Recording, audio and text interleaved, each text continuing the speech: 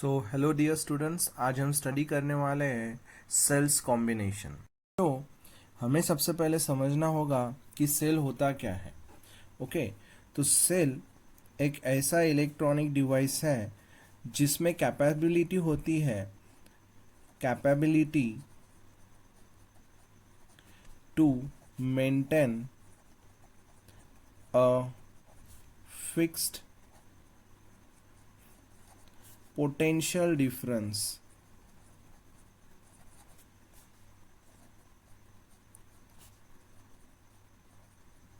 across its terminal। अच्छा, हम इसको रिप्रेजेंट कैसे करते हैं सेल को? यूजुअली सेल को इस तरह से रिप्रेजेंट किया जाता है।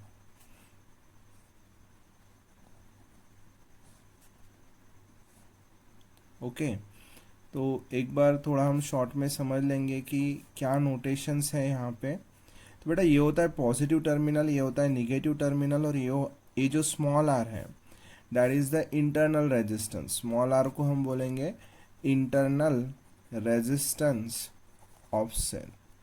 और ये जो आपको दिख रहा है पॉजिटिव और निगेटिव टर्मिनल, इनके बीच में जो पोटेंशियल डिफरेंस होता है वो होता है ई को बोला जाता है EMF of cell, electromotive force of cell. और ईएमएफ ऑफ सेल मतलब maximum potential difference, maximum potential difference across the cell.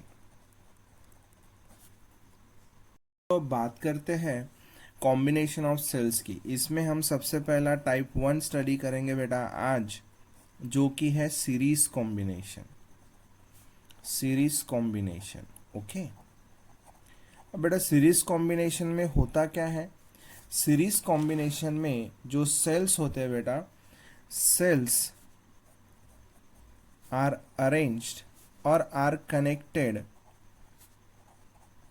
In end to end fashion, end to end fashion. What do we mean by this? इसका meaning होता है बेटा कि मान लो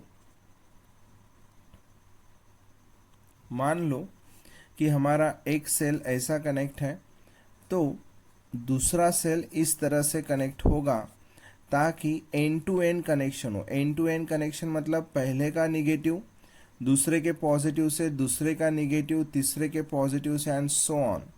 this is what we call as the series combination. अब बेटा, ये जो सीरीज कॉम्बिनेशन है ना, इसमें भी दो केसेस बनते हैं। पहला केस बनेगा केस वन बनेगा the all the EMFs are same and internal resistance are same. Cells with same EMF, जिसको हम E से डिनोट करेंगे, and same internal resistance।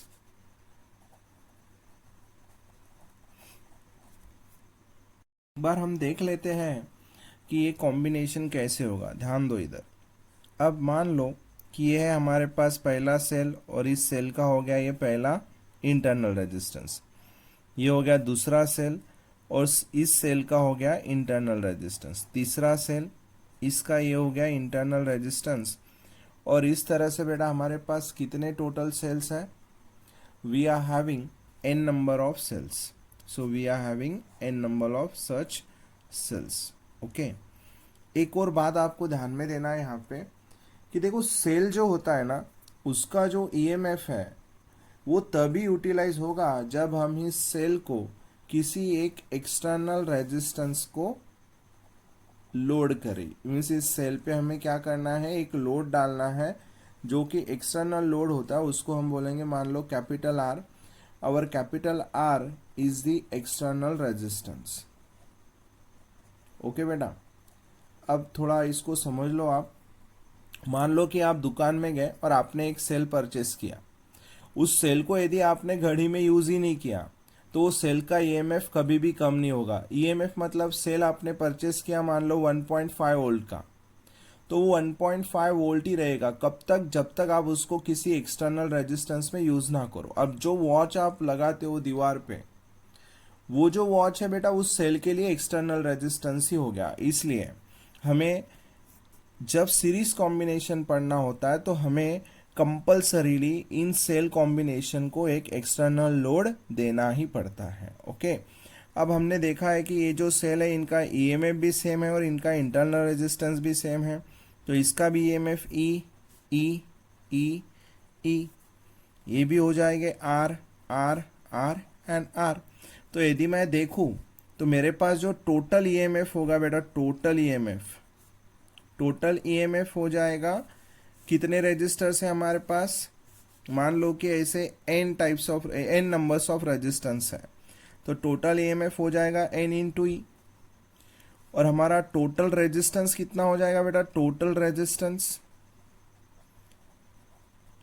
Resistance कितना हो जाएगा, टोटल रेजिस्टेंस देखो ये सब स्मॉल आर का सम, और कितने स्मॉल आर है, N numbers of, so N into small R, और उसमें ये एक्सटर्नल लोड ऐड कर दो, that is capital are.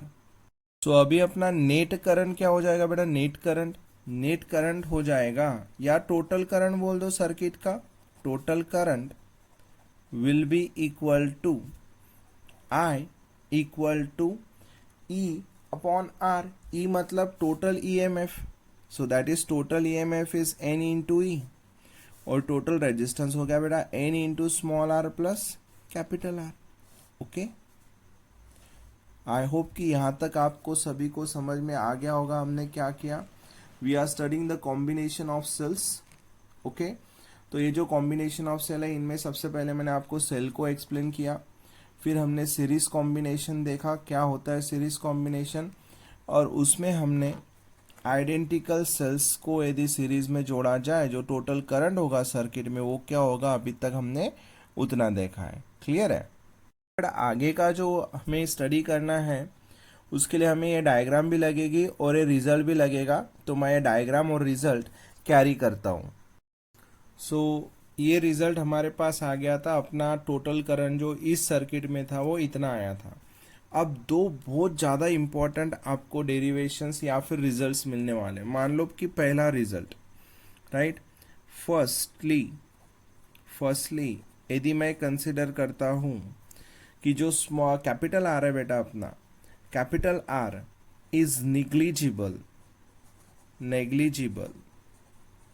Compare to N into small R. यदि मैं कैपिटल आर को नेग्लिजिबल बोलता हूँ compare to N into small R, तो मेरा जो करंट का इक्वेशन हो जाएगा बेटा वो हो जाएगा N into E upon N into R. क्यों, हमने यहाँ से आर को तो निगलेक्ट कर दिया, राइट? तो एन से एन क्या हो गया बेटा, कैंसिल। तो मुझे क्या मिलेगा, जो टोटल करंट रहेगा वो रहेगा ई बाय आर। ओके, अब ध्यान देना इधर, आई जो है ये टोटल करंट है सर्किट का, total current in circuit. Okay, अब यदि मैं सोचूं कि current through one cell, current through one cell क्या होगा, मुझे खाली एक ही सेल को देखना पड़ेगा, यस और नो। और करंट होता है पोटेंशियल डिफरेंस अपॉन रेजिस्टेंस, तो वो हो जाएगा ई by are.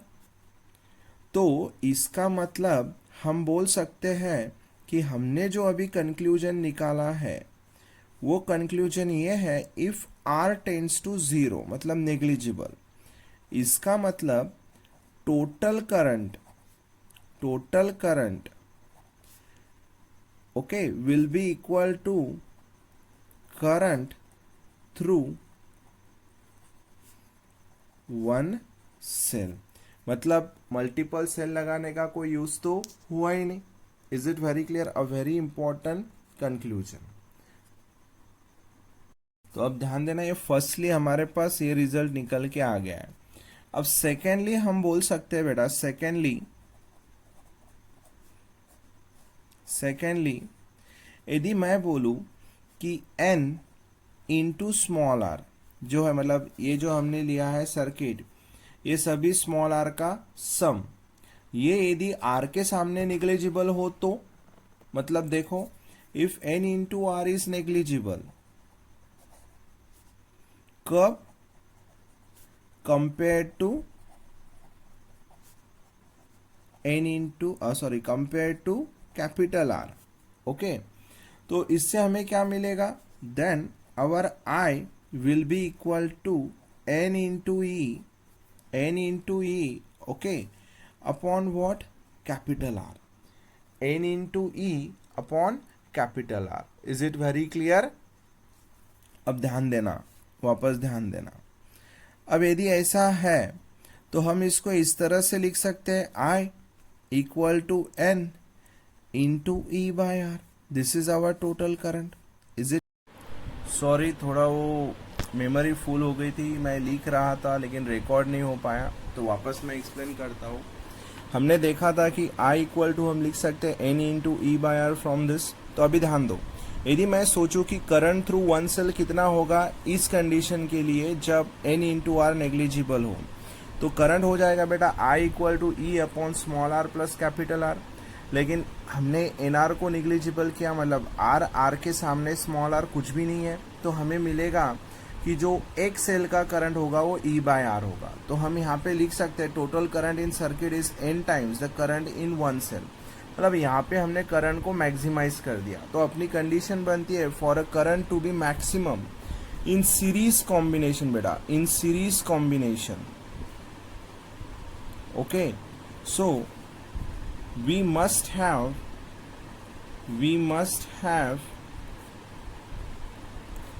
n into small r, okay, should tends to be negligible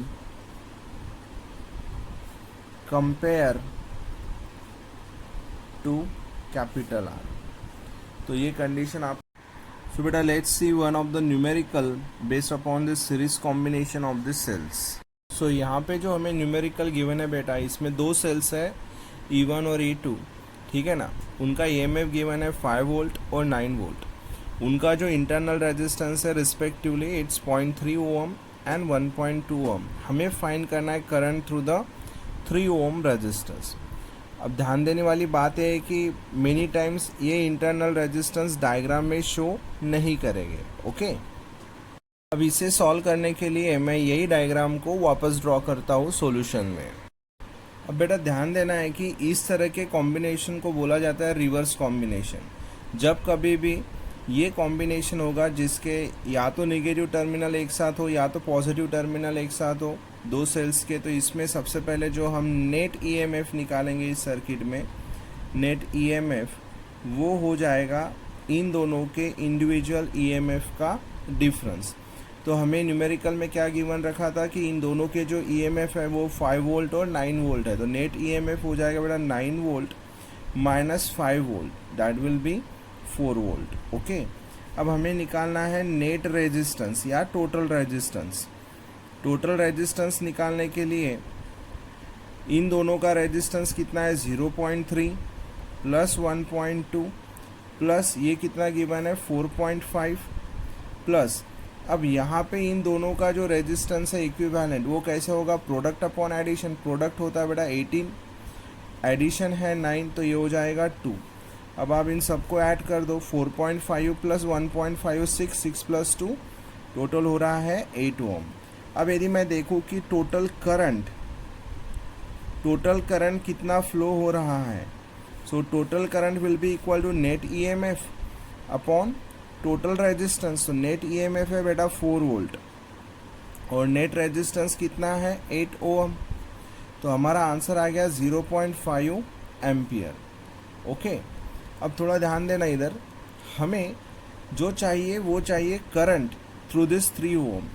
अब ये 3 ओम में से यदि मुझे करंट निकालना है तो करंट डिवीजन प्रॉपर्टी हम यहाँ पे यूज़ कर सकते हैं। करंट डिवीजन प्रॉपर्टी क्या बोलती है, ध्यान दो।